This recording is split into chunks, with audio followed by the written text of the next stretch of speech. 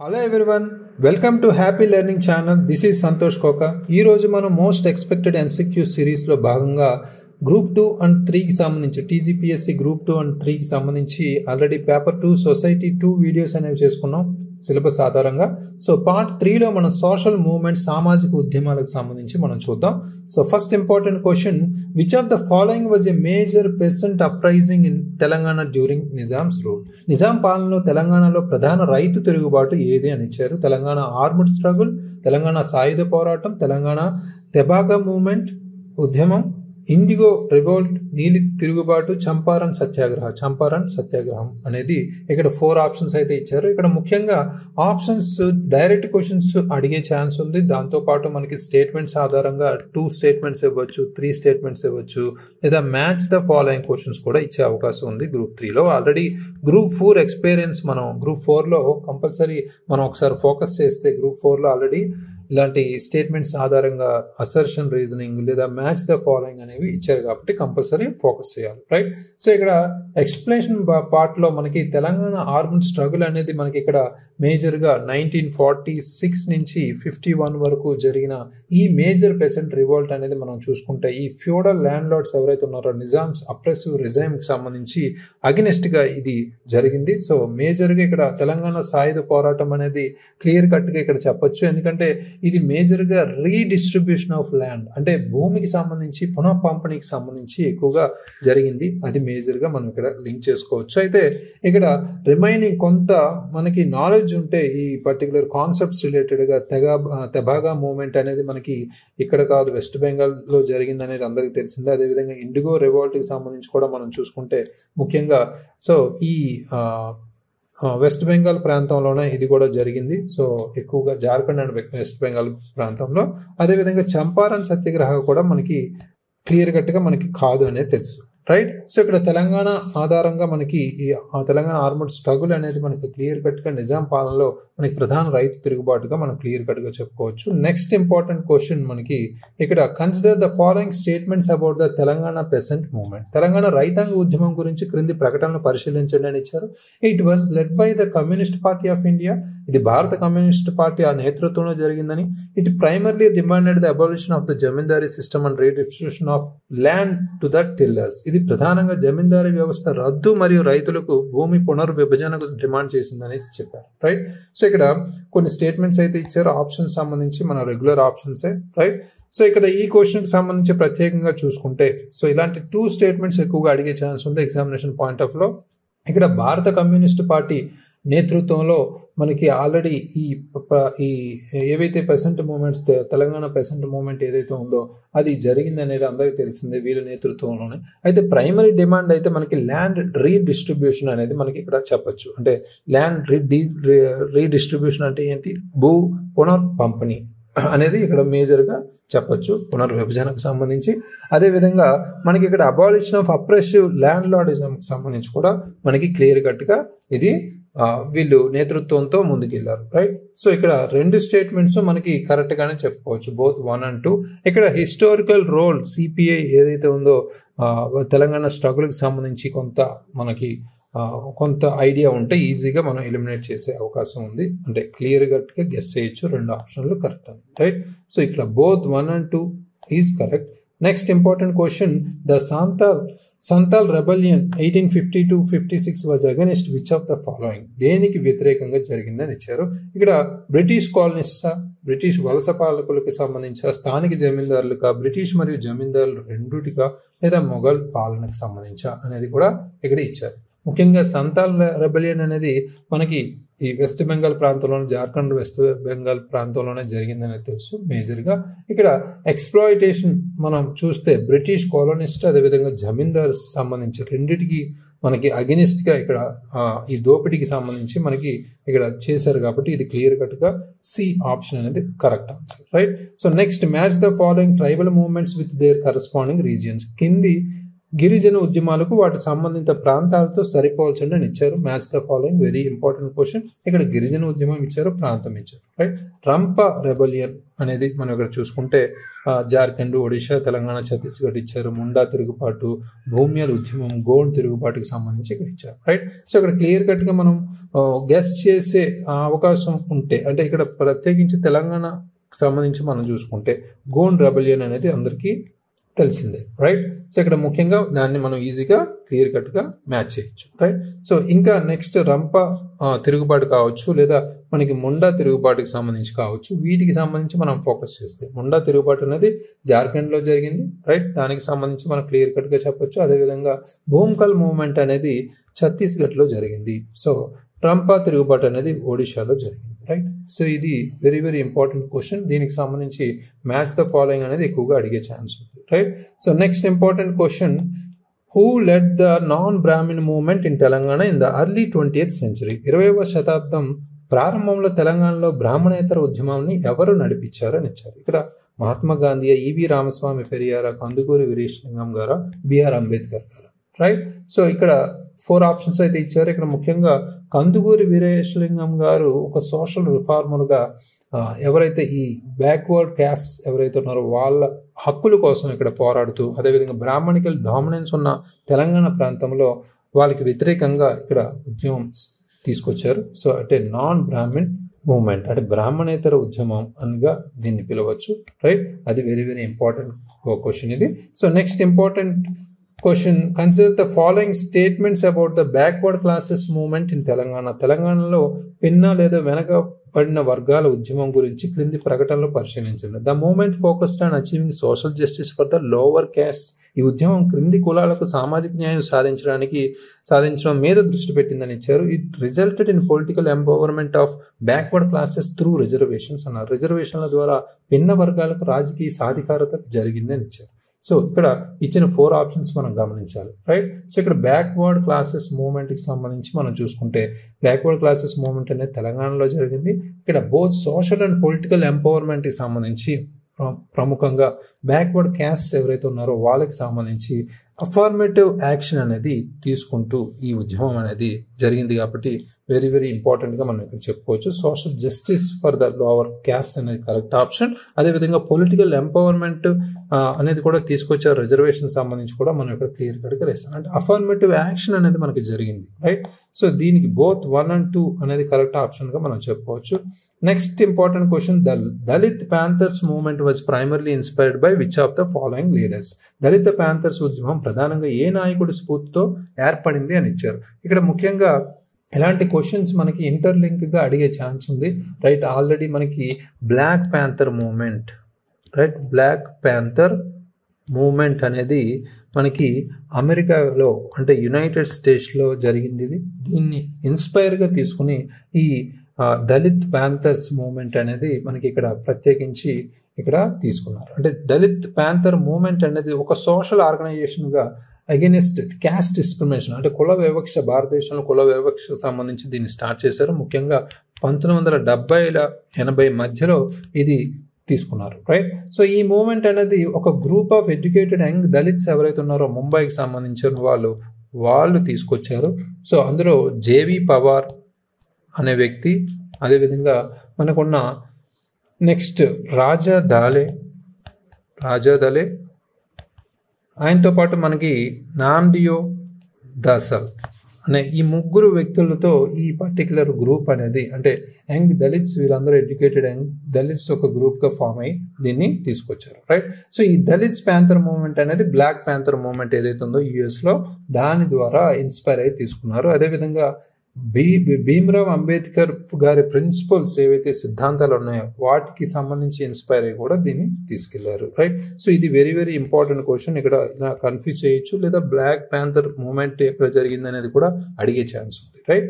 So next important question ఇక్కడ, the Naxalbari movement had which of the following features అని ఇచ్చారు. అంటే నక్సల్బరీ ఉద్యమానికి ఈ క్రింది లక్షణాల్లో ఏది ఉంది అని ఇచ్చారు. ఇక్కడ మేజర్గా focus on land rights for దళితుల భూమి హక్కులపై దృష్టి పెట్టిందని, armed rebellion against landlords, జమీందారులపై ఆయుధపూరిత తిరుగుబాటు జరిగిందని, నెక్స్ట్ దళిత్ ఉమెన్స్ రైట్స్ అని ఇచ్చారు, దళిత మహిళల హక్కులు, ఇండస్ట్రియల్ వర్కర్స్ రైట్స్, పరిశ్రమ కార్మికుల హక్కులకు సంబంధించి కూడా ఇక్కడ మాట్లాడారు. రైట్. సో ఇక్కడ క్లియర్ కట్గా ఈ నక్సల్బరీ మూవ్మెంట్ అనేది పెసెంట్ రివోల్ట్ అంటే రైతుల ఉద్యమానికి సంబంధించి మనకి ఈ ఫ్యూడల్ ల్యాండ్ లార్డ్స్ ఎవరైతే ఉన్నారో భూమికి సంబంధించి భూస్వామ్య హక్కులకు సంబంధించి ల్యాండ్ లార్డ్స్ ఎవరైతే ఉన్నారో వాళ్ళకి వ్యతిరేకంగా చేశారు ఇది. సో సిగ్నిఫికెంట్ రోల్ అయితే ప్లే చేస్తూ ఇక్కడ దళిత్ పెసెంట్స్ ఎక్కువగా ఇందులో ఫాలో అయ్యారు కాబట్టి దీన్ని ఆర్మ్డ్ రెబలియన్ అగైనెస్ట్ ల్యాండ్ లార్డ్స్గా మనం చెప్పుకోవచ్చు. అంటే జమీందారులపై ఆయుధ తిరుగుబాటుగా మనం ఇక్కడ చెప్పుకోవచ్చు. Right. So next 9th question, consider the following statements about the Dalit movement. ఈ దళిత ఉద్యమం గురించి క్రింది ప్రకటనలను పరిశీలించండి అని ఇచ్చారు. ఇక్కడ it was primarily focused on fighting for land ownership rights for Dalits. ఇది ప్రధానంగా దళితుల భూమి యాజమాన్యత్వాన్ని హక్కుల కోసం పోరాడింది అనేది కూడా చెప్పారు. The movement led to the rise of Dalit political parties such as the Bahujan Samaj party. ఈ ఉద్యమం బహుజన సమాజ్ పార్టీ వంటి దళిత రాజకీయ పార్టీల ఎదుగుదలకు కారణమైంది అని 2 స్టేట్మెంట్స్ అయితే ఇచ్చారు. ఇక్కడ ముఖ్యంగా మనం ఫోకస్ చేస్తే ఇక్కడ దళితుల ఉద్యమం అంటే ఆల్మోస్ట్ అన్ని ఉద్యమాలకు సంబంధించి ఈ ప్రత్యేకించి సొసైటీలో భాగంగా పార్ట్ 3 అనే సిలబస్లో మనకి ఉంది కాబట్టి ఇది అన్ని కనెక్ట్ చేసే విధంగా అన్ని కవర్ చేసే విధంగా క్వశ్చన్స్ అయితే తీసుకున్నాం. రైట్. ఇవన్నీ కవర్ చేయండి, కంపల్సరీ క్వశ్చన్స్ అడిగే అవకాశం ఉంది. అంటే ఇవే క్వశ్చన్స్ అనేవి కాదు, దీనికి ఇంటర్లింక్గా ఏదైనా క్వశ్చన్ రావచ్చు. రైట్. సో ఇక్కడ మేజర్గా ఈ దళిత ఉద్యమం ఏదైతే ఉందో దీనికి సంబంధించి మనకి ల్యాండ్ ఓనర్షిప్ ఇష్యూస్ ఏవైతే ఉన్నాయో వాటిని అడ్రస్ చేస్తూ దాంతోపాటు మనకి దళిత పొలిటికల్ పార్టీస్ ఎవరైతే ఉన్నారో వాళ్ళు బీఎస్పీకి సంబంధించి ఇక్కడ ఎమర్జెన్సీ అవడానికి కూడా ఇది ఉపయోగపడింది అనేది కూడా చెప్పుకోవచ్చు. ఇక్కడ ఈ బీఎస్పీ అనేది కాన్షీరామ్ నాయకత్వంలో తీసుకొచ్చారు. రైట్. అది కూడా వెరీ ఇంపార్టెంట్ పాయింట్, క్వశ్చన్ అడిగే ఛాన్స్ ఉంది. రైట్. సో దీనికి both 1 and 2 are correct. Next important question, consider the following statements about the women's movement in India. భారతదేశంలో మహిళా ఉద్యమంపై క్రింది ప్రకటనలు పరిగణలోకి తీసుకోండి. It has its roots in the social reform movements of the 19th century. ఇది 19వ శతాబ్దంలో సామాజిక సంస్కరణ ఉద్యమంలో పరివ్యాప్తం పొందింది అని ఇచ్చారు. The movement has significantly contributed to legislation on women's rights and empowerment. మహిళల హక్కులు మరియు సాధికారతపై చట్టాలు రూపొందించడంలో ఈ ఉద్యమం ఎంతో సహకరించిందని సెకండ్ స్టేట్మెంట్ ఇచ్చారు. రైట్. ఇక్కడ ముఖ్యంగా గమనించాల్సింది ఏంటంటే ఈ విమెన్స్ మూవ్మెంట్స్ అంటే విమెన్ రిలేటెడ్గా క్వశ్చన్స్ అయితే కంపల్సరీ అడుగుతారు. అది కూడా మనం ఇక్కడ కవర్ చేస్తాం. విమెన్స్ మూవ్మెంట్ అనేది ఇండియాలో ముఖ్యంగా రూట్స్ 19th centuryలో మనకు కనిపిస్తాయి. రైట్. ఈ సోషల్ రిఫార్మ్ మూవ్మెంట్స్గా ప్రత్యేకించి దీన్ని తీసుకోవచ్చు. అయితే ఇక్కడ ఈ లాస్ ఏవైతే ఉన్నాయో కొన్ని విమెన్స్ రైట్స్ సంబంధించి చట్టాలు ఏవైతే ఉన్నాయో వాటిని రూపకల్పనలో ఈ మూవ్మెంట్స్ అయితే బాగా సహకారం అందించాయి అనేది కూడా కరెక్ట్గా చెప్పచ్చు. రైట్. సో అయితే ఇది క్లియర్ కట్గా బోత్ 2 స్టేట్మెంట్స్ కరెక్ట్ అనే చెప్పచ్చు. Right. So next important question మనకి, the demand for Telangana statehood gained significant moment after which of the following events. Telangana రాష్ట్రాన్ని ఏర్పాటు చేయాలనే డిమాండ్ క్రింది సంఘటనలతో దేనితో గణనీయమైన వేగం అందుకుంది అని ఇచ్చారు. అంటే ఇక్కడ కన్ఫ్యూజ్ చేసే విధంగా అడిగే ఛాన్స్ ఉంది. ఈ విధంగా ఫార్మేషన్ ఆఫ్ ఆంధ్రప్రదేశ్ ఇన్ 1955, అదేవిధంగా 1969 తెలంగాణ అజిటేషన్, దాంతోపాటు the formation of the Telangana Rashtra Samithi ఏర్పడడం కూడా ఒక కారణం అవ్వచ్చు. The bifurcation of Andhra Pradesh in 2014. Right. Andhra Pradesh విభజన 2014కు సంబంధించి కూడా ఒక ఆప్షన్ ఇచ్చారు. అయితే ఇక్కడ క్వశ్చన్ అర్థం చేసుకోవాలి. తెలంగాణ రాష్ట్రాన్ని ఏర్పాటు చేయాలనే డిమాండ్ క్రింది సంఘటనలో దేనితో గణనీయమైన వేగం అందుకుంది అని ఇచ్చారు. అంటే significant movement. Right. Important keywords అనేవి మనం క్వశ్చన్లో అడ్రస్ చేయాలి. మనం మెయిన్స్లో ఏ విధంగా అయితే ఈచ్ అండ్ ఎవ్రీ వర్డ్ అనేది మనకి ఎంత కీవర్డ్గా మనం చూసుకుంటున్నామో మల్టిపుల్ చాయిస్ క్వశ్చన్లో కూడా ఈచ్ అండ్ ఎవ్రీ వర్డ్ అంటే ఓన్లీ లాంటివి మనం చూస్తున్నాం, అలోన్ లాంటివి మనం చూస్తున్నాం. రైట్. ఇలాంటి సిగ్నిఫికెంట్ మూమెంట్ అని ఇచ్చారు. ఇది కూడా ఇంపార్టెంట్. రైట్. సో ఇక్కడ అన్ని ఆప్షన్స్ కొంత కనెక్ట్ అయ్యే ఉన్నాయి. బట్ సిగ్నిఫికెంట్ మూమెంట్ అంటే మనకి ఆల్మోస్ట్ 1969 అజిటేషనే మనం చెప్పుకోవచ్చు. ఎందుకంటే ఈ 1969 తెలంగాణ ఆందోళన ఏదైతే ఉందో ఇది ఒక పివోటల్ మూమెంట్గా చెప్పుకోవచ్చు. ఈ డిమాండ్ ఏదైతే సపరేట్ తెలంగాణ స్టేట్కి సంబంధించి అది మనకి స్టేట్హుడ్ యాక్టివిజాన్ని ఇంకా పెంచింది అనేది కూడా ఇక్కడ చెప్పచ్చు. Right. So correct answer B. Next 12th question, which of the following states in India has experienced a similar demand for autonomy as Telangana? భారతదేశంలో క్రింది రాష్ట్రాల్లో తెలంగాణకు సమానంగా స్వయం ప్రతిపత్తి కోసం డిమాండ్ చేసిన రాష్ట్రం ఏది అని ఇచ్చారు. ఇక్కడ ముఖ్యంగా ఇలాంటి క్వశ్చన్స్ కూడా ఇంటర్లింక్ చేస్తూ ఇక్కడ ముఖ్యంగా సోషల్ మూవ్మెంట్స్ అంటే తెలంగాణలోనివే కాదు, అదేవిధంగా ఇండియాలో కూడా మూమెంట్స్ అంటే ఉద్యమాలకు సంబంధించి అడుగుతున్నారు ఈ చాప్టర్లో, రైట్? అది అర్థం చేసుకోవాలి. ఇక్కడ దీనికి కరెక్ట్ ఆన్సర్ జార్ఖండ్ అనే చెప్పుకోవాలి. ఎందుకంటే జార్ఖండ్ అనేది సిమిలర్గా తెలంగాణలో ఎటువంటి మూమెంట్స్ ఉన్నాయో ఆ మూమెంట్స్ ఆటోనామీ మూమెంట్స్ అంటే స్వయం ప్రతిపత్తి కోసం డిమాండ్ చేసే ఉద్యమాలు మనకి జరిగాయి. ఎందుకంటే ఈ స్టేట్హుడ్ ఏదైతే ఉందో బీహార్ నుంచి సపరేట్ స్టేట్హుడ్గా మనకి స్టేట్ కావాలని డిమాండ్ చేశారు. అది ఒక కల్చరల్ అంటే సాంస్కృతిక అదేవిధంగా ఎకనామికల్ ఆర్థికపరమైన కారణాలు ఉన్నాయి, రైట్? సో ఇది very very important question. Next important question is consider the following statements regarding the regional autonomy movements. ప్రాంతీయ స్వయం ప్రతిపత్తి ఉద్యమం గురించి క్రింది ప్రకటనలు పరిగణలోకి తీసుకోండి. The demand for statehood is often based on historical, cultural and economic grievances. రాష్ట్ర హోదా కోసం డిమాండ్ తరచుగా చారిత్రక, సాంస్కృతిక, ఆర్థిక అసమానతల ఆధారంగా ఉంటుందని ఇచ్చారు. Regional movements usually seek greater autonomy from the central government rather than full statehood అని ఇచ్చారు. ప్రాంతీయ ఉద్యమాలు సాధారణంగా పూర్తి రాష్ట్ర హోదాకు బదులుగా కేంద్ర ప్రభుత్వం నుండి ఎక్కువ స్వయం ప్రతిపత్తి కోరుకుంటాయి అని ఇచ్చారు. సో ఇక్కడ ఈ 2 స్టేట్మెంట్స్లో మనం కరెక్ట్ స్టేట్మెంట్స్ ఏది అనేది ఫైండ్ అవుట్ చేయాలి, రైట్? సో ఈ స్టేట్మెంట్స్ని మనం ఒకసారి అర్థం చేసుకుంటే సెకండ్ స్టేట్మెంట్ రాంగ్ అనేది క్లియర్ కట్గా చెప్పుకోవచ్చు. ఎప్పుడైతే ప్రాంతీయ ఉద్యమాలు ఏదైతే ఉన్నాయో క్లియర్ కట్గా మనం అబ్జర్వ్ చేస్తే, ఫోకస్ చేస్తే ఫుల్ స్టేట్హుడ్ అయితే తరచుగా కోరుకుంటాయి. ఈ రీజనల్ అంటే ప్రాంతీయ ఉద్యమాలు సాధారణంగా పూర్తి రాష్ట్ర హోదాను కోరుకుంటాయి, కానీ ఓన్లీ స్వయం ప్రతిపత్తి కావాలి కేవలం అనేది కోరుకోరు, రైట్? సో ఇది రాంగ్ స్టేట్మెంట్గా చెప్పుకోవచ్చు. The demand for statehood is often based on historical, చారిత్రక పరంగా అవ్వచ్చు, సాంస్కృతిక అవ్వచ్చు, ఆర్థిక అసమానతల ఆధారంగా కూడా ఇవి కంపల్సరీ రాష్ట్ర హోదా గురించి డిమాండ్ చేయొచ్చు. ఇది correct option, right? So next important question is consider the following statements about the human rights movement in India. భారతదేశంలో మానవ హక్కుల ఉద్యమం గురించి క్రింది ప్రకటనల పరిగణలోకి తీసుకోండి. It has gained momentum due to globalisation and the proliferation of technology. ప్రపంచీకరణ మరియు సాంకేతికత విస్తరణ వల్ల ఈ ఉద్యమం వేగం అందుకుందని ఇచ్చారు. The movement has no formal legal framework in India. భారతదేశంలో ఈ ఉద్యమానికి అధికారిక చట్టపరమైన వ్యవస్థే లేదు అని ఇచ్చారు, రైట్? సో ఇక్కడ మేజర్గా ఫోకస్ చేస్తే ఆప్షన్స్లోనే మనకి కొన్ని క్లియర్ కట్గా ఎలిమినేట్ చేసే అవకాశం ఉంది.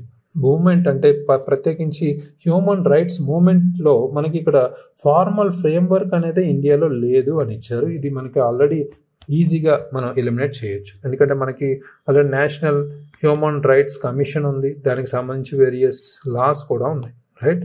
చట్టాలు కూడా ఉన్నాయి, రైట్? లేవని చెప్పలేం, రైట్? సో ఇది ఒక క్లియర్ కట్గా చెప్పచ్చు.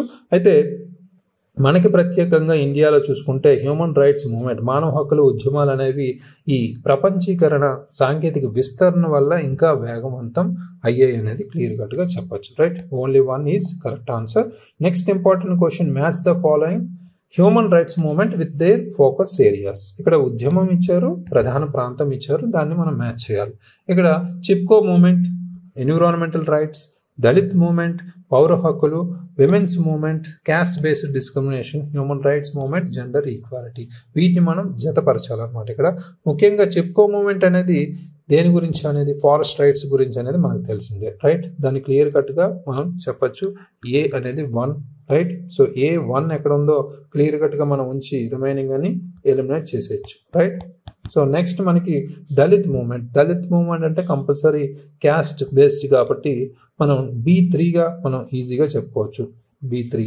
సో క్లియర్ కట్గా ఇక్కడే ఆన్సర్ అనేది తెలిసిపోతుంది, right? So next women's movement, gender equality, right? C4 human rights movement, civil liberty, పౌర హక్కుల కోసం మనకి ఉద్యమించిందే ఈ D2, right? Very very important. C is the correct answer, right? So next important question is the Chipko movement which focused on environmental conservation originated in which state. పర్యావరణ పరిరక్షణపై దృష్టి సారించిన చిప్కో ఉద్యమం ఏ రాష్ట్రంలో ప్రారంభమైంది అని ఇచ్చారు. ఉత్తరాఖండ్, హిమాచల్ ప్రదేశ్, మధ్యప్రదేశ్, ఉత్తరప్రదేశ్. ఇలాంటి కంపల్సరీ ఇస్తారు. కొన్ని ఉద్యమాలకు సంబంధించి ఏ స్టేట్లో ఒరిజిన్ లేదా మూలంగా తీసుకున్నాం అనేది ఇక్కడ చెప్తారు, రైట్, ఎక్కడ ప్రారంభించబడింది అనేది, రైట్. ఈ చిప్కో మూవ్మెంట్ అనేది 1970లలో మనకి ఉత్తరాఖండ్లోనే ఇది ప్రారంభమైంది, రైట్. ఇక్కడ విలేజర్స్ ఎవరైతే ఉన్నారో గ్రామీణులు అక్కడ ఉన్న చెట్లని ప్రత్యేకించి హత్తుకుని అంటే హగ్ చేసి ఈ డిఫారెస్టేషన్ ఏదైతే ఉందో అటవీ నిర్మూలనని పరిరక్షించడానికి దాన్ని కంట్రోల్ నిరోధించారనమాట, రైట్. డిఫారెస్టేషన్ని ప్రివెంట్ చేశారు. అది వెరీ వెరీ ఇంపార్టెంట్ క్వశ్చన్ ఇక్కడ. Next important question, consider the following statements about the Dalit movement. దళిత ఉద్యమం గురించి క్రింది ప్రకటనలు పరిగణలోకి తీసుకోండి.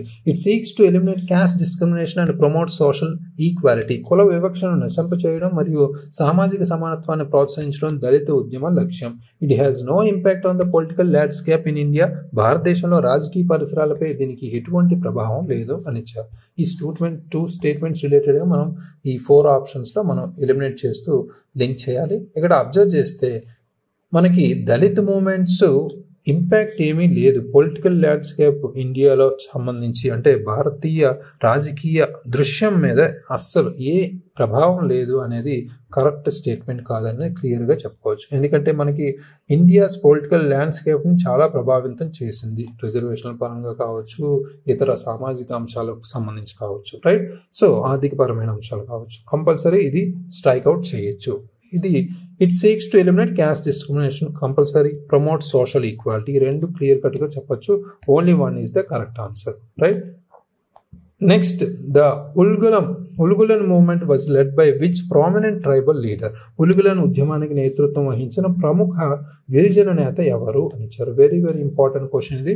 సో బిర్సా ముండా, రాణి గైడున్లియు, అదేవిధంగా గోండ్వానా, శంకరాచార్యులు అనేది ఇక్కడ కరెక్ట్ ఆన్సర్గా మనం ఫైండ్ అవుట్ చేయాలి. ఇక్కడ ఉల్గులున్ ఉద్యమం అంటే మనకి గ్రేట్ తొమాల్ట్గా కూడా మనం పిలవచ్చు, రైట్. ఇది ఒక ట్రైబల్ రెబిలియన్గా చోటా నాగపూర్ ప్లాట్యూ రీజియన్లో మనకి ప్రజెంట్ డే మనం జార్ఖండ్గా చెప్పుకోవచ్చు, రైట్. ఈ జార్ఖండ్ ప్రాంతంలో మనకి అప్పట్లో 1999 నుంచి 1900 ఆ సంవత్సరంలోనే జరిగింది, రైట్. సో ఈ రెబెలియన్ మనకి బిర్సా ముండా ఆధ్వర్యంలో జరిగింది. దీన్నే మనం ముండా రెబెలియన్ అని కూడా అంటారు, రైట్. సో క్లియర్ కట్గా ఇలాంటి నేమ్స్ అనేవి మనం అదర్ నేమ్స్ అనేవి ఎక్కువగా ఫైండ్ అవుట్ చేయాలి. అంటే ఇక్కడ ఉల్గులన్ మూవ్మెంట్ అయినా, ముండా రెబెలియన్ అయినా, గ్రేట్ టుమాల్ట్ అయినా ఒకటే, రైట్. ఎగ్జామినేషన్లో కన్ఫ్యూజ్ అవ్వకండి, ఇది కంపల్సరీ అడిగే అవకాశం ఉంది, రైట్. సో ఇది రైట్స్ ఏదైతే ఇండిజినస్ పీపుల్ ఎవరైతే ఉన్నారో వాళ్ళ యొక్క హక్కుల్ని మనం సాధించే లక్ష్యంగా పెట్టుకుని తీసుకొచ్చారు, వాళ్ళ యొక్క వనరులకు సంబంధించి, right. Very very important question. Next important question, which act provided for the protection of tribal rights over land and resources in India. భారతదేశంలో గిరిజన హక్కులను భూస్థితులపై మరియు వనరులపై రక్షణ కల్పించే చట్టం ఏది? ద ఫారెస్ట్ రైట్స్ యాక్ట్ 2006, అటవీ హక్కుల చట్టం 2006, Panchayati Raj act 1992, land acquisition act 1894, భూసేకరణ చట్టం 1894, schedule tribes and other traditional forest dwellers recognition of forest rights act, schedule తెగలు మరియు ఇతర సాంప్రదాయ అటవీ నివాసితులు అటవీ హక్కుల గుర్తింపు చట్టం 2006కు సంబంధించి కూడా ఇచ్చారు, రైట్. సో ప్రధానంగా ఇక్కడ కొంత కన్ఫ్యూజ్ చేసే విధంగా అడిగే ఛాన్స్ ఉంది. Schedule tribes and other traditional forest dwellers recognition of forest rights act ఏదైతే 2006 ఉందో దీన్నే మనం recognition of forest rights act 2006గా మనం చెప్పొచ్చు, రైట్. సో ఆల్మోస్ట్ ఈ రెండు యాక్ట్స్ ఒకటే, రైట్. సో ఇక్కడ సింపుల్గా మనం చూసుకుంటే ఇలాంటి క్వశ్చన్స్ మనకి ఎగ్జామినేషన్లో కాంట్రవర్సీ అవ్వచ్చు కీకి సంబంధించి. Both options, right. Is a law that recognises the rights of forest dwelling tribal and other communities in India. ఈ ప్రత్యేకించి ఈ యాక్ట్ మనకి 2006 డిసెంబర్ 29 నుంచి ప్రారంభమైంది, రైట్. సో దీన్నే మనం ఫారెస్ట్ రైట్స్ యాక్ట్ అనే పిలుస్తాం, రైట్. అదేవిధంగా ట్రైబల్ రైట్స్ యాక్ట్ అని కూడా పిలవచ్చు. దాంతోపాటు మనకి ట్రైబల్ బిల్ అని కూడా పిలుస్తారు. అదేవిధంగా ట్రైబల్ ల్యాండ్ యాక్ట్ అని కూడా పిలుస్తారు, రైట్? ఇన్ని పేర్లు ఉన్నాయి, ఈ పేర్లలో ఏదో ఒకటి మనకు అడిగే ఛాన్స్ ఉంది, ఆప్షన్లో ఇవి పెట్టచ్చు, రైట్? సో కంపల్సరీ ఫోకస్ చేయండి. Next and last question importantly ఈ చాప్టర్కి సంబంధించి చూసుకుంటే, consider the following statements regarding human rights in India. భారతదేశంలో మానవ హక్కుల గురించి క్రింది ప్రకటనల పరిగణలోకి తీసుకోండి. The constitution of India guarantees fundamental rights to it's citizens. భారత రాజ్యాంగం తన పౌరులకు మౌలిక హక్కులను హామీ ఇస్తుంది. Human rights violations in India have only occurred in the past 2 decades. భారతదేశంలో మానవ హక్కుల ఉల్లంఘనలు కేవలం గత 2 దశాబ్దాలు మాత్రమే చోటు చేసుకున్నాయని ఇచ్చారు, రైట్? ఇక్కడ ఆప్షన్స్ అయితే ఇచ్చారు. ఇక్కడ మనం రొటీన్గా చూసుకుంటే ఎలిమినేషన్ ప్రాసెస్లో ఆల్రెడీ మనం చెప్పుకున్నాం, ఓన్లీ అలోన్ లాంటి స్టేట్మెంట్స్ ఇచ్చినప్పుడు అక్కడ ఎంతో కొంత రాంగ్ అనేది ఉంటుంది అనేది, రైట్? సో క్లియర్ కట్గా ఇక్కడ హ్యూమన్ రైట్స్ వయలేషన్స్ అనేవి ఓన్లీ పాస్ట్ 2 decadesలోనే సంభవించాయి అనేది చెప్పాలి, రైట్? సో ఇండియన్ హిస్టరీ చూసుకుంటే త్రూ అవుట్ ఇండియన్ హిస్టరీ ఈ హ్యూమన్ రైట్స్ వయలేషన్ అంటే మానవ హక్కుల ఉల్లంఘనలు అయితే జరిగాయి, రైట్? ఇప్పుడు కూడా కొన్ని చోట్ల జరుగుతున్నాయి, రైట్? సో ఇది రాంగ్ స్టేట్మెంట్. మన ఫస్ట్ స్టేట్మెంట్లోకి వస్తే భారత రాజ్యాంగం తన పౌరులకు మౌలిక హక్కులను అయితే హామీ ఇస్తుంది అనేది కూడా ఇక్కడ క్లియర్ కట్గా చెప్పచ్చు, right? So first statement is correct statement. ఇవి మనం టోటల్ 20 క్వశ్చన్స్ అనేవి చాప్టర్ 3లో మనం చూసుకుంటే సోషల్ మూవ్మెంట్స్ అంటే సామాజిక ఉద్యమాలకు సంబంధించి కూడా ఈ క్వశ్చన్స్ అయితే కవర్ చేసాం. ఆల్రెడీ 40 క్వశ్చన్స్ కవర్ చేసాం, ఇవి 20 క్వశ్చన్స్, టోటల్ 60, రిమైనింగ్ 40 క్వశ్చన్స్. అంటే ఇంకొక 2 చాప్టర్స్ ఉన్నాయి కాబట్టి అవి కూడా కవర్ చేద్దాం. ఇవి రివైజ్ చేసుకుంటే ఎగ్జామినేషన్ పాయింట్ ఆఫ్ లో స్టాటిక్ పార్ట్ ఎస్పెషల్లీ మనకి కంపల్సరీ అడిగే అవకాశం ఉంది. స్టాటిక్ అంటే కరెంట్ అఫైర్స్ని అడగచ్చు అడగపోవచ్చు అనేది చెప్పలేము. ఇక్కడ కరెంట్ అఫైర్స్ బ్యాక్గ్రౌండ్ నుంచే స్టాటిక్ అడుగుతారు. ఇవి ఇప్పుడు మనం ఫోకస్ చేసింది అవే, రైట్? సో కంపల్సరీ ఫోకస్ చేయండి. Thank you very much. All the very best.